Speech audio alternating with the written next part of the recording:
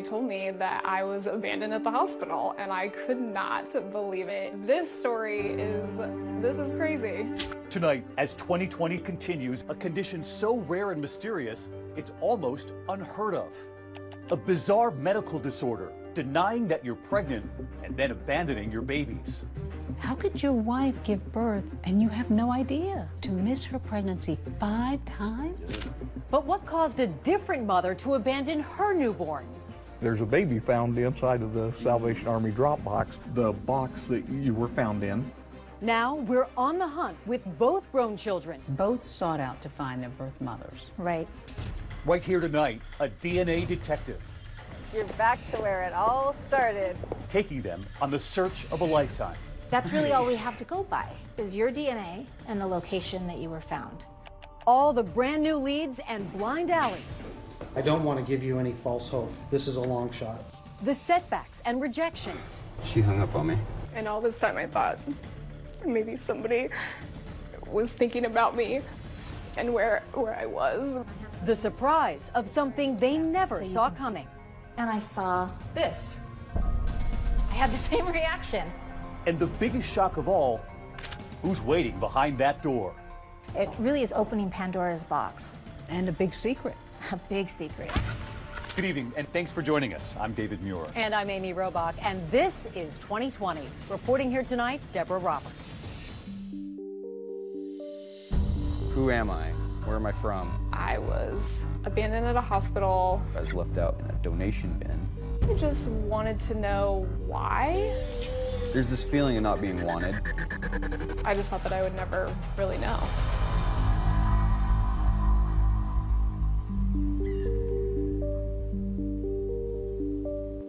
Coeur d'Alene, Idaho, a small scenic town just outside Spokane, on a lake nestled in the mountains. Its name originating from a Native American tribe who called themselves the Discovered People. But while some are discovered here, others are lost. Our first mystery begins in 1987 at this hospital. A pregnant woman checks herself in, alone, in labor, and oddly carrying no luggage or personal items. She said she was from California and that she was visiting some friends in Idaho. She was 5'5", brown hair, brown eyes. They said she was quite attractive but uptight. She signs in as Amy D. Beach, saying she's single and unemployed. At 6:30 a.m., she's moved to the birthing room. She gave birth to a healthy baby girl, good size, full term. After a short time with her new baby, the mom does something inexplicable. She disappeared 12 hours later. She just left the hospital gown on the bed and that was it. She just walked out. Just gone.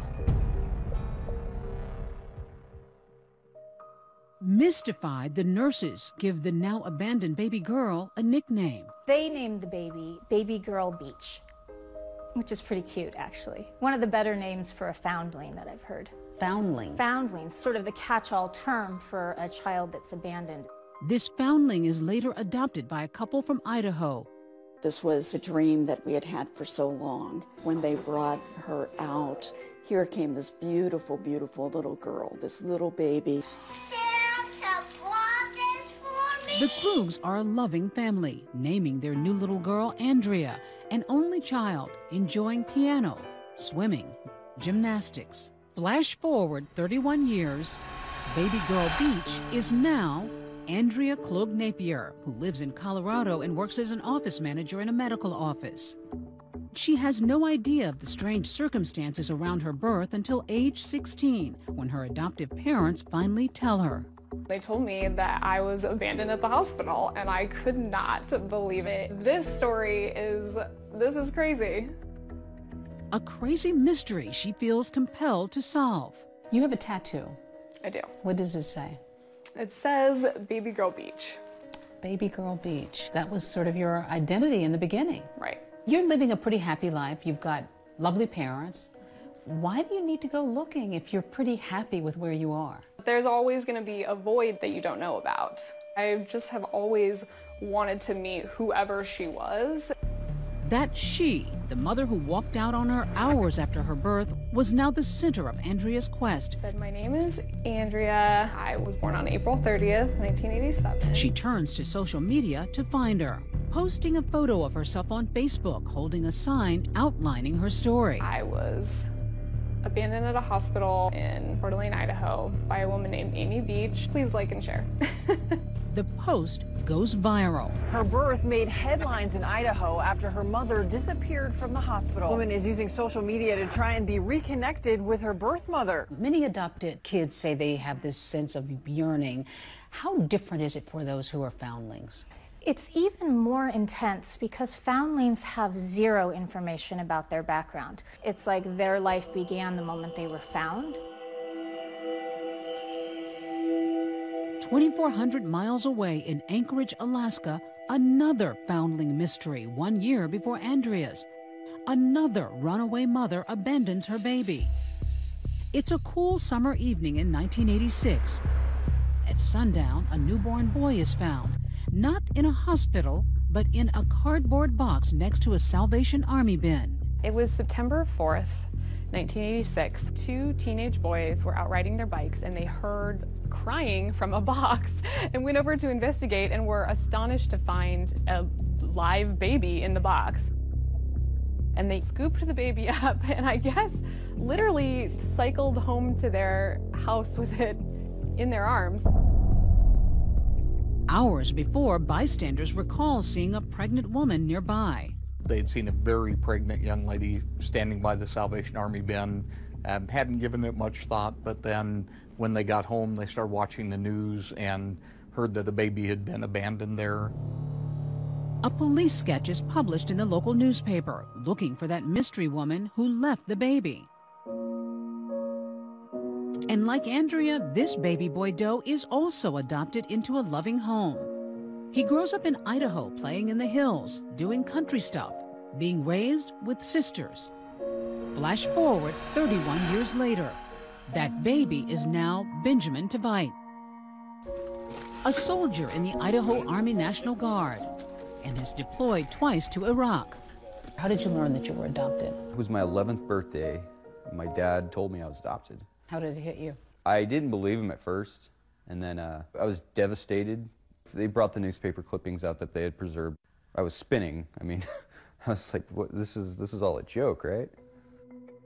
This was the biggest question in my life. Who am I? Where am I from? I would look up at the stars some night and wonder if my mom or dad or if my brothers or sisters or my grandparents were looking at the stars that night. Ben is now on the biggest and most personal mission to date, trying to solve the mystery of his birth. Like Andrea, he's put his faith in one woman, CeCe Moore, a world-renowned DNA detective whose DNA crime-solving work recently grabbed nationwide attention, leading to arrests in a number of languishing cold cases. This morning, a break in a 25-year-old cold case. Same technique authorities used to arrest the suspected Golden State Killer. This is a major game changer for these cold cases. I've worked with dozens, maybe hundreds of foundlings by now, and so I know that this is a really intense process for them. Still ahead, Andrea's about to find out some secrets get buried for a reason. You may have this idea that you're going to find birth parents who are just going to readily accept you, but that may not be the case. And a stunning discovery for Ben. And I saw this. Stay with us.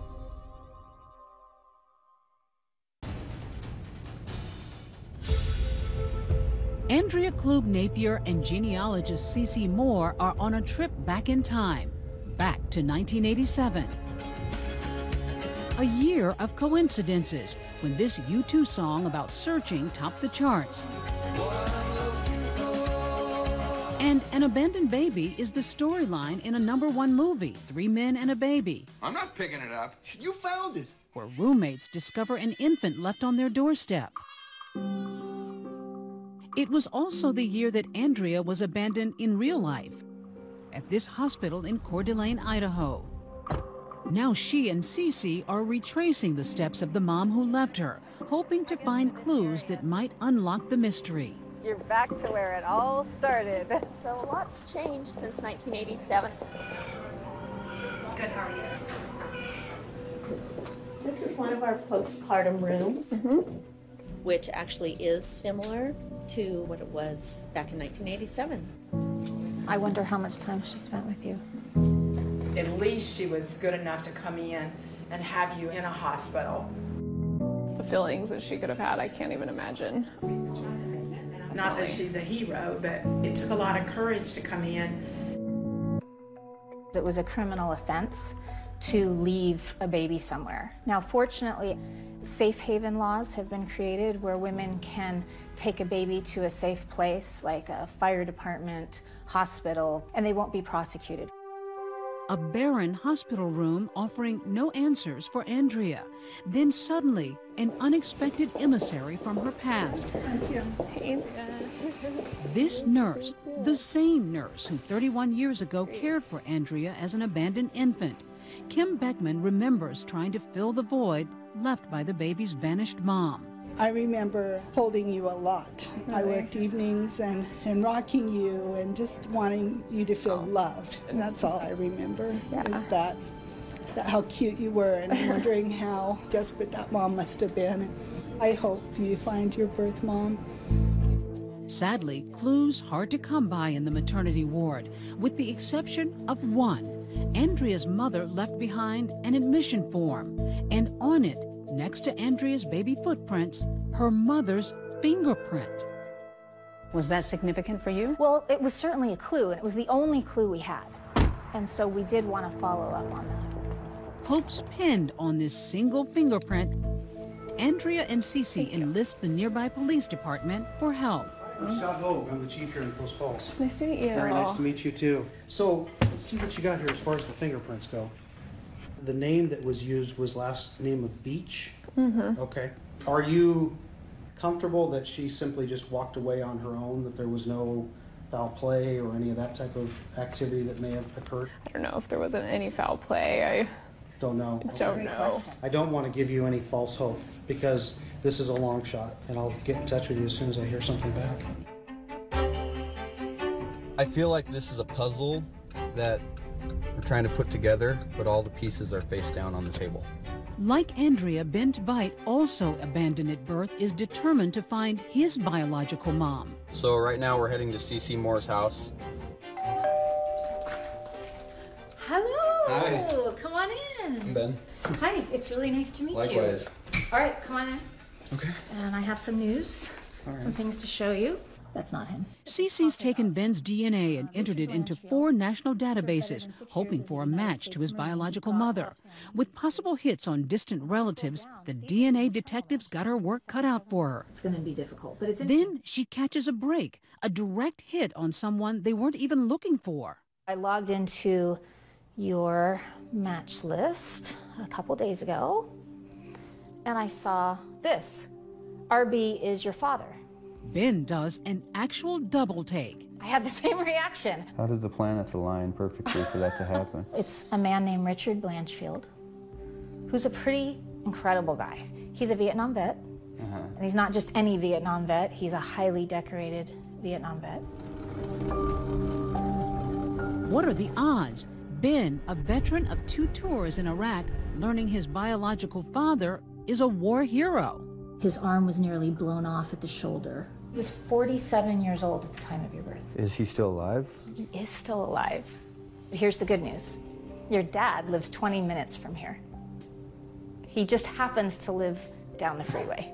Did you believe this? I thought I got struck by lightning when she told me. To find a relative that close, it blew my mind.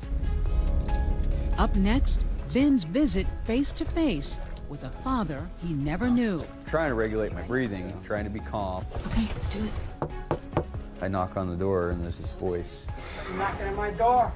And CeCe hits pay dirt with Andrea. When I opened it, I had quite a surprise. I thought, wow, this actually worked. I just couldn't even get on a plane fast enough to go meet her. Stay with us.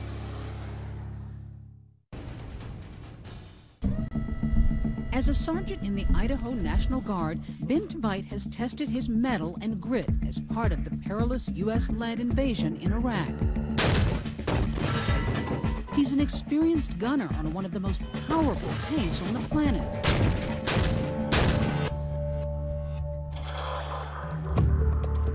Well, we're driving to my dad's house.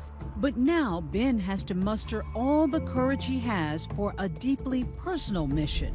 I'm terrified and excited all at the same time. In 800 feet, turn right onto Knollwood Court. Longest 800 feet in my life. Genealogist CeCe Moore joins him at a house in Southern California, where Ben's birth father lives. You ready? I'm ready.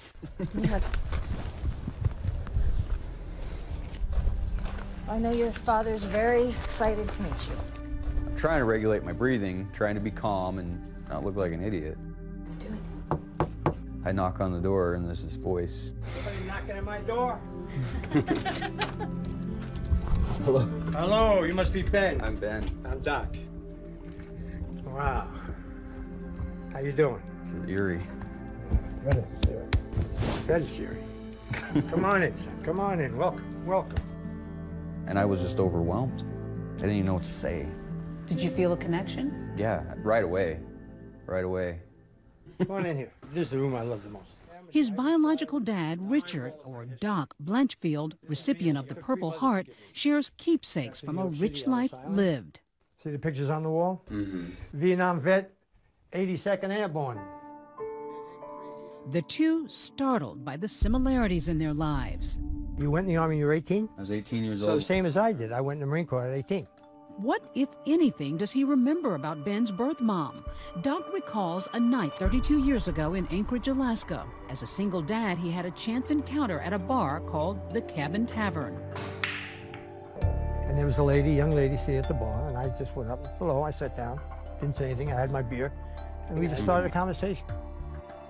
She was in a difficult relationship, but I took a liking to her, I really did. She didn't want to go back wherever she came from.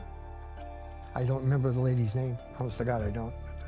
He recalls making dinner for the woman and the two sharing a tender, romantic night. Before she left, I remember this distinctly. I had 3 statues, I still have 2 of them. They're from China. It was a Chinese goddess statue. And I gave it to her and I said, this will bring you good luck. I never heard from her again. I wonder if she still has it. And here's Sean, my other boy. These are my brothers? Yep. Then a revelation of relief. Doc says he would have kept his son if he'd known he existed. There was that feeling of rejection that I had for so many years being abandoned. And it counterbalanced that feeling because I was accepted and I was wanted. It lifted a weight off my shoulders, off my chest. I couldn't go to bed angry anymore. As a parting gift, Doc offers his newly found son a note. It says, "We are family." And the Marine coda, Semper Fi, always loyal. Meanwhile, Andrea's identity search has hit a snag. She had been so hopeful after offering to police that fingerprint from her birth mom. And did they find anything? No. I mean, it would have been great to get the identity, but had her fingerprints been in the system, that probably wouldn't have been a very positive indicator. Usually it's associated If they'd been with arrested, crime. we didn't want to believe that she went on to live a life of crime either. Place 3 swabs. But where old-fashioned forensics have failed, some high-tech DNA sleuthing by genealogist CeCe Moore has come up with a startling match. This is your match list, and when I opened it, I had quite a surprise. If you share both parents, you would have big blocks of green. So how much green do you see? There's a lot of green. Do you know what that means? So we could be siblings? You're not just siblings, you are full siblings. Whoa, that is so crazy. You share the same mom and the same dad. And suddenly you realize you've got a sister? For somebody who's not even really expecting much, and you're seeing this now. I thought, wow, this actually worked. I found something. I just couldn't even get on a plane fast enough to go meet her. Wasting no time, Andrea leaves Colorado for Wisconsin. I'm nervous to meet a stranger. It just happens to be my sister. I was so nervous for her to open the door. I just didn't know what to expect. Hi. Hello. How are you? Good, how are you? At first, Andrea and sister Heather are reeling from a combination of awkwardness and a deep bond. I just knew immediately that we were both really shy and kind of awkward, and she just immediately told me that she had a bunch of information about our biological family. That's my adoptive mom. Heather was adopted in Washington, a state that allows access to adoption records, so she already knows the names of their birth mom and dad. Our birth mom's name is Deirdre. She went by Cindy. Deirdre. This is our mom. Oh my gosh. Wow. After years of searching, the moment has finally come. Andrea's about to learn about her origins, but the truth will be difficult. She had a baby boy 2 years after you. Oh my God. And the baby and her passed away. Oh my God. Oh, that's so sad.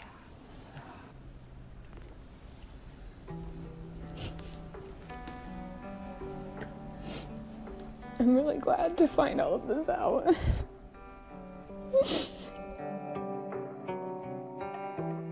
When I heard that news, it took over. I just couldn't even, I just came to a stop. I will never be able to meet her. And to hear this from your sister who you just met. Yeah, it was sad. And all this time I thought maybe somebody was thinking about me and where I was, but she hadn't. It feels like I just lost somebody that I didn't even know. And there's an astonishing twist in her family saga. While Andrea and Heather were given up, their mother and father kept and raised 2 sons. The boys were raised by our mother and father. Why were they raised by your biological parents and you weren't? Yeah, so we had a lot of questions. This dimple. Yeah, totally. Next, Andrea starting her journey alone, now paired with her sister. Together, they'll travel to meet their 2 brothers. Oh boy. And their father. And confront a deep family secret.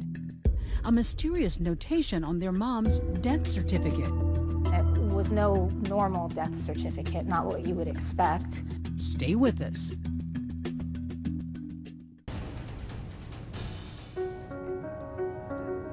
Andrea Klug Napier has discovered a sister. And together they're going to meet 2 brothers they never even knew they had. Super nervous. Kind of have a stomach ache. And someone else, their biological dad. Oh boy. With their mother gone, they hope their father holds the key to their looming questions. Why would a mom and dad forsake their 2 daughters, but not their sons? Hey! How's it going? Good. Hi. I'm Aaron. I'm Andrea. Nice to meet you. Finally, face to face with brother Aaron, who answers the door, and then their father Dwight. Nice to meet you. Yeah. The new family finding their footing as Dennis, another brother, joins them. Got some flowers. Oh, thank you. So you were meeting your biological father and your 2 brothers that you never had any idea existed. I can't even describe the feeling. It was crazy. The article that I have in the newspaper, the nurses described her as uptight and attractive. Really? Dwight just immediately started talking to us and telling us everything that he knew about our mother. We just wanted to see every picture that was ever taken of her. In this picture of her reminded me so much of Heather. You guys look like mom big time. Yeah. Deirdre, who went by the name of Cindy, was only 16, and Dwight 17 when they married. She later worked as a computer programmer. And then he told you about the day she died. Yeah. It was like 20 below here and the weather was bad. The city was shut down. And she told me she had the flu.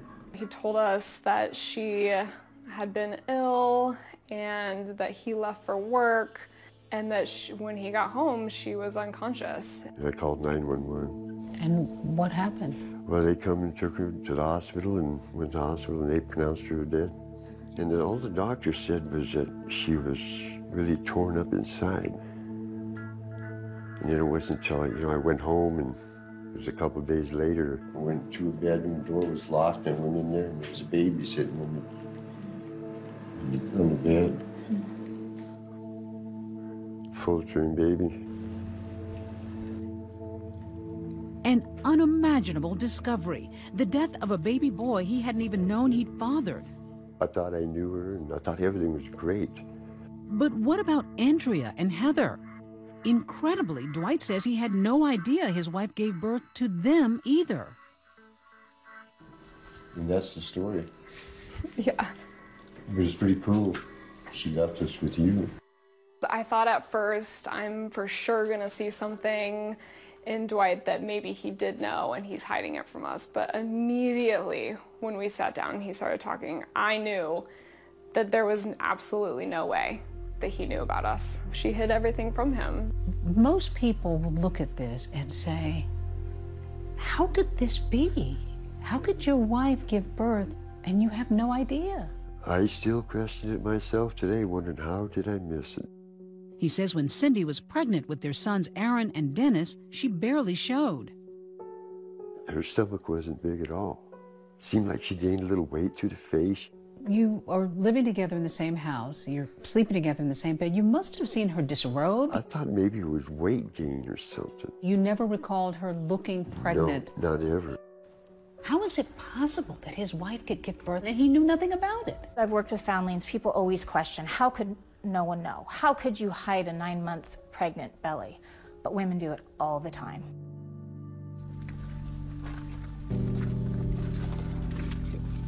The sisters, still reeling from it all, visit their mom's grave to say goodbye.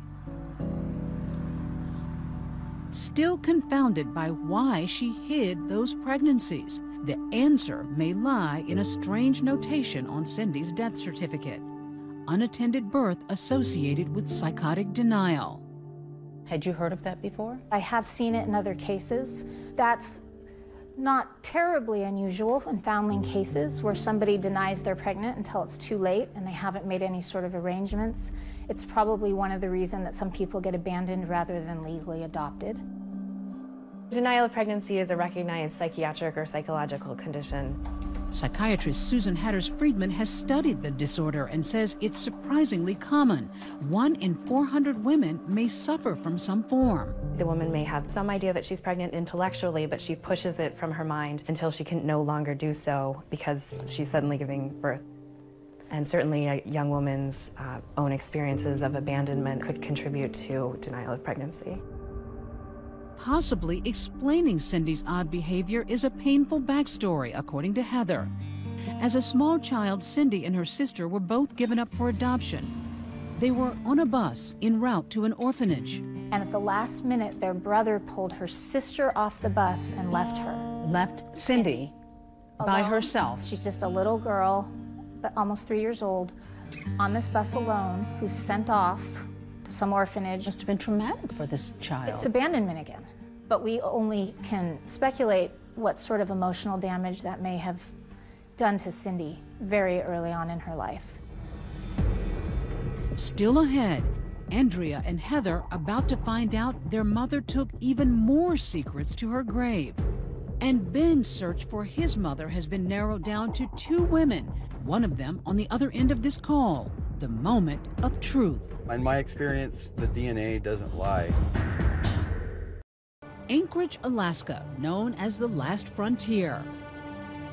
And for Ben Tveit, it is the final step in finding the missing link to his past. Desperate to connect the dots, Ben makes a stop at the Anchorage police station. Hello, Ben, I'm Dave Cook. Dave, nice to meet you. Nice to meet you. Believe it or not, he locates the detective who was one of the first on the scene 3 decades earlier. You didn't have any physical trauma, anything like that. The umbilical cord was tied off with a sandwich tie. Their most promising lead, that police sketch of a possible suspect, never got an ID. There were several possible prints, but they were poor and not very useful. If any fingerprints were lifted, Would they have been preserved? We're talking 30 years now. Right. Basically, all the photos have been destroyed, the prints have been destroyed. And yet again, old-school crime solving is futile, leaving it for cutting-edge DNA technology to save the day.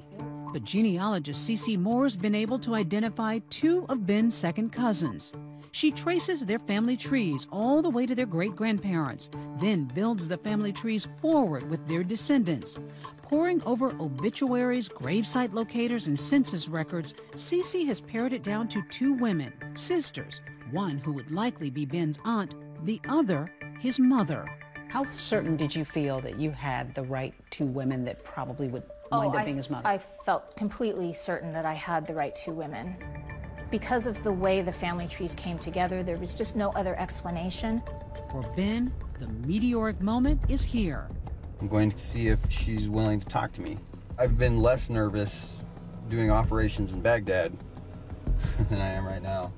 Unannounced, Ben is rolling the dice, pulling into the office building where one of the sisters works, certain she's either his aunt or his biological mom. Tell me what you're feeling as you're dialing that number and you're waiting. The keys on the phone felt pretty heavy as I was pushing them. Here we go. Hi, my name is Ben Tavite. I've been put in touch with you by some people at a mutual acquaintance. I'm looking for some distant family or some long-lost family members. So she answers. I hear the voice, middle-aged woman's voice, and I was a little standoffish at first, trying to figure out who I was. The startled woman on the other end of the line immediately denies that she or her sister could possibly be Ben's mother. The only reason I'm so adamant about it is that the DNA brings us to a path that leads here, and I'm not trying to be accusatorial, and there's no malice or negativity on my end. I'm holding on to just a thread of hope, and that right now that's all I have. It's devastatingly apparent that the woman, either his mother or his aunt, wants nothing to do with Ben. Sorry for inconveniencing you this afternoon. Okay.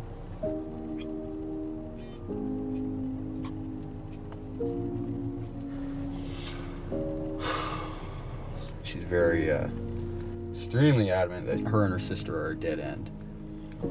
But people can lie, DNA doesn't. I just don't know. I'm crawling back inside of myself, starting to feel nothing again. Which is okay, that'll pass. Minutes later, though, a heart-stopping, paralyzing moment. Ben's cell phone rings. Could the woman have had a change of heart? Instead, the woman's sister calling back, telling Ben to never contact them again. Just out of curiosity, and she hung up on me. She said that I need to go back to where I'm from and love my family and love the people that raised me. So there was no warmth or no acceptance at all on this phone call? No. The meat and potatoes of the conversation were I was messed up for coming and interfering with other people's lives and digging things up that shouldn't be dug up. Did that lead you to believe that she probably was your biological mom, or maybe not? The fact that she was so defensive? Her reaction led me to the conclusion that she's probably the mother. Did you feel rejected? Yeah. You shouldn't have to have that feeling twice. Rejection, abandonment, not being wanted, a special kind of loneliness. I felt that loneliness again in the car. That wound is probably still open. For the adoptee, they want answers, but for the mothers, this is probably one of the most difficult things that they've ever had to deal with. When they get contact from their child, it really is opening Pandora's box. They have to face a lot of deeply buried emotions, and they've carried a lot of shame, a lot of guilt, and fear. And a big secret. A big secret, and it could disrupt the lives that they've built since. Ben reaches out to his adoptive father back in Idaho. I told him if I had to go back in time and do it over again, I wouldn't change anybody in my life. Everything that I am is because of you guys. I don't know that we created or just helped you along. You know, you're a great person. You got a bigger family now. Yeah, because the world's given me so much, and I was blind to that for 30 years now. It's never been so clear until now that I've never really been alone. All right, son. I love you. I love you too.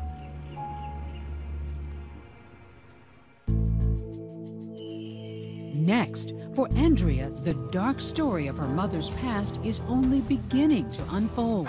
So you began to suspect there could be other children. We knew that there was 5 children already, but there was a 13-year gap between Heather and Andrea. Are there more siblings possibly born during that gap?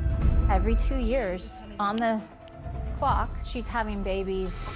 Stay with us. Andrea Klug Napier's journey to find her biological family has taken emotional twists and turns she never could have imagined. Her family tree rapidly growing. I grew up an only child, and now I have so many siblings. She has 3 newfound siblings, Heather, Aaron, and Dennis, and now, incredibly, she's about to meet a 4th, a 32-year-old sister. Heather, just out of the blue, sent me a message on Facebook and said, "Are you sitting down?" And then I found out I have another sister. Andrea's traveled to Washington State, and once again, she's knocking on a stranger's door. Hi! Oh my God. So nice to meet you. We actually look a lot alike. Can you believe all of this? No. I never thought that I would find anything out ever. Her sister's name is Mauricia, and her abandonment is remarkably similar to Andrea's. Birth mom Cindy arrives at this hospital in Spokane under an alias, gives birth, and then hours later vanishes. The name was fake. Did you ever search that name? Sandy Davis. It's such a common name. Same with Amy Beach. Yeah, exactly. And she said she's from California. The 2 sisters marvel at their mirroring stories and reflections. The bumpy nose. Yes. Looking at her was so surreal to see these features that I see in myself every day. I think Andrea and I did have a connection when we first saw each other. We're both hesitant and a little bit shy, and I think that actually, helps us kind of understand each other a little bit more.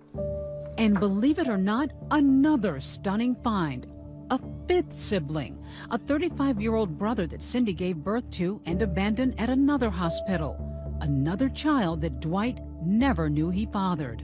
It's one thing that you missed it one time. Yeah. Maybe 2 times, but to miss her pregnancy 5 times? Yeah, right. That's really pretty stunning. I just didn't know she was pregnant, couldn't tell. Do you see them as your children? Oh, yeah. Yeah, they're my kids. Good to see you again. Oh, yeah, she is. Andrea's search has led to an unforeseen family reunion. Yeah, nice to meet you. And for her adoptive mom, Beverly, a chance to thank the man who brought her daughter into the world. Thank you very much. Oh, thank you. You did a great job of raising her. It takes nature and nurture. And together, we've produced a very beautiful young woman. We're part of her story. It's just a miracle that we've all found each other.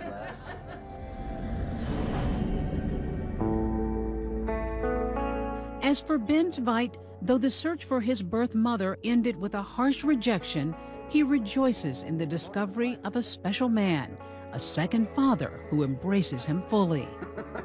Are you happy you set out on this journey? Oh, yeah. Yeah. I could go to my grave happy, knowing all that I know now. Some foundlings don't ever get that closure. I really feel that connection to another human being in this world.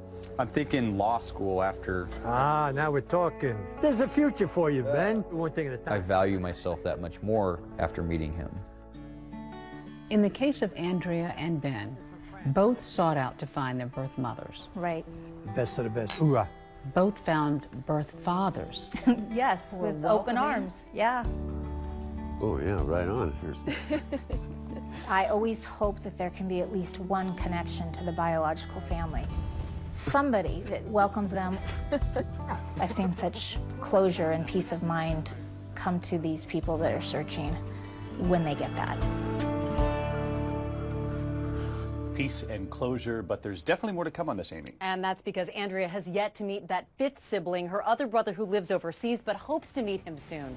That's our program for tonight. I'm Amy Robach. And I'm David Muir. From all of us here at 2020 and ABC News, thanks for watching. Have a good evening and a great weekend. Good night.